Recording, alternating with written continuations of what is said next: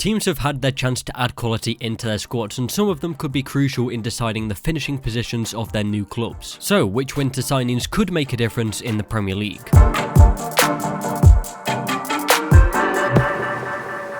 Starting then with Aston Villa, they needed a striker after Wesley got an injury ruling him out for the rest of the season. However, maybe that's a blessing in disguise. So coming in for him is Samatta from Genk, who they hope will be the goalscorer they've been wishing for. Last season was a personal best for him, scoring 20 goals in the Belgian First Division, totaling up to 32 goals in all competitions. And he was impressive in the Champions League this season by scoring 3 in 6 of Genk's matches, including 1 goal at Anfield. The Champions League goals and the goal against Bournemouth were all headers, so if he can keep tapping them in with some good delivery from their main man Grealish, this signing could be one that they could look back on and think they definitely got their money's worth. Tosun hasn't exactly been a great success at Everton, in and out of the team and only scoring goals sporadically, but Crystal Palace have taken a risk on him with a loan deal until the end of the season. He's now the main man at the top, which possibly has given him a bit more confidence. He was able to grab 1 goal in his 3 games, however missed the last game because of an injury. A lot of pressure has been on Zaha and Ayew to score the goals, so with Tosun coming in, this will help with that. This could be a big one for Palace. I don't think they're in too much trouble, but with a few extra goals until the end of the season from Tosun, they'll see themselves have a good finishing position. Lazaro will add much needed creativity and flair to Newcastle. They have this on the left hand side with St. Maximin and Willems, but unfortunately Willems is now ruled out for the rest of the season. Lazaro got 3 goals and 7 assists in 31 games for Hertha Berlin last season, which saw him move to Inter Milan in the summer. However, he's only made 6 appearances for the Italian side, which was what made Newcastle able to get him on loan until the end of the season. As I mentioned, with Willems being ruled out, it then meant Newcastle needed to replace him. So Danny Rose comes in, and once again a loan deal until the end of May. I think this could have the same effect. Bruce obviously wants his fullbacks to be involved in the attacking play, and these players do just that. They can be very effective in this system. Maybe not so effective that Joel Linton can start scoring in the league. That may take a lot more. Sheffield United signing Sander Berge seems like one of the more surprising moves of the transfer window, but in a great way for Sheffield United fans. At just 21 years of age, he's proven himself to be a top prospect as a defensive midfielder, and he's already showing those signs at Sheffield United after his first game for the club. Versus Crystal Palace, he made more tackles than any other player, winning the ball back 6 times and getting 2 interceptions. He's not spent too much time with the squad, and obviously Chris Wilder has got them playing a specific way. So with more time around his teammates and the manager, he'll be able to adapt to their system well. Bergwijn is a player that I mentioned in one of my first videos as a recommendation from Manchester United. In January, he's made his move into the Premier League, but instead to Tottenham Hotspur. I recommended him because of his fantastic stats at PSV. Last season scoring 14 and assisting 12. And then in the first half of this season scoring 5 and assisting 10 in just 16 games. And all of this at just 22 years old. He's a fantastic prospect and one that could thrive in the Premier League. Tottenham were also looking to get a striker in after Harry Kane's injury, and even though they weren't able to, Bergwijn may be able to chip in with a good amount of goals until the end of the season. And he got off to a great start with a debut goal versus Manchester City, showing us that he's capable of scoring right from the very start. My very first video, I named a full team of players Manchester United should sign, and one of them was Bruno Fernandes. This was a signing that United had to get over the line because of the effect he's going to have on the team. They could have signed a player in any position, and yes, they needed a midfielder desperately, but what you get with a midfielder in general is someone who affects all the play on the pitch. And Bruno does that fantastically. The standout quality with him is what they miss when Pogba is out the team. The ability to play long balls over the top from deep positions and spotting passes that can send a player through on goal. Bruno showed us he could do this in his first game when he played the ball from the halfway line over the top for Mason Greenwood, who unfortunately for them couldn't quite take it down. No doubt about it, Bruno will add much needed creativity and quality into the midfield. It was inevitable for Jarrod Bowen to join the Premier League. In my video discussing every single club and one player they should sign, I put Newcastle United as the team to pick him up, and there was talks with him going there. However, it was West Ham who came through at the end and got him to join the Hammers. He's another player I think will do fantastic in the Premier League. We've seen multiple players who have performed very well in the Championship make a move into the Premier League and do well there too. I don't think Bowen will be any different. His statistics have been so consistent for a few seasons now that he's definitely ready to step up to this level. Last season scored 22 goals, getting 4 assists in 46 games, and then this season he'd already scored 16 and assisted 6 in 29 games. Daniel Podence is a classic Wolves signing. Another Portuguese player who originally began his career at Sporting Lisbon before moving to Olympiacos. He could have been playing in England signed for Nottingham Forest. However, their chairman, who also owns Olympiacos, as mentioned in my last video, took Podence over to Greece instead. But Daniel was able to show his qualities in the Greek Super League, in his first season scoring 5 and assisting 8, and this season scoring 3 and assisting 4. The beauty with him is that he can play on either wing. The versatility will be huge in Daniel's involvement within the Wolves team. He has already made an appearance in the game versus Manchester United and looked lively when he came off the bench. Once again, it seems like another great addition to an exciting bunch of players. Who is the standout signing of January? Comment below who you think will make the biggest impact and I'll reply with my thoughts on what you had to say. Plus some big and exciting news, I've got a Discord server now. Get involved and join the community. The link is in the description, so make sure you join. I recommend that you don't miss out on future videos. Subscribe to Route 1 and like the video if you did enjoy.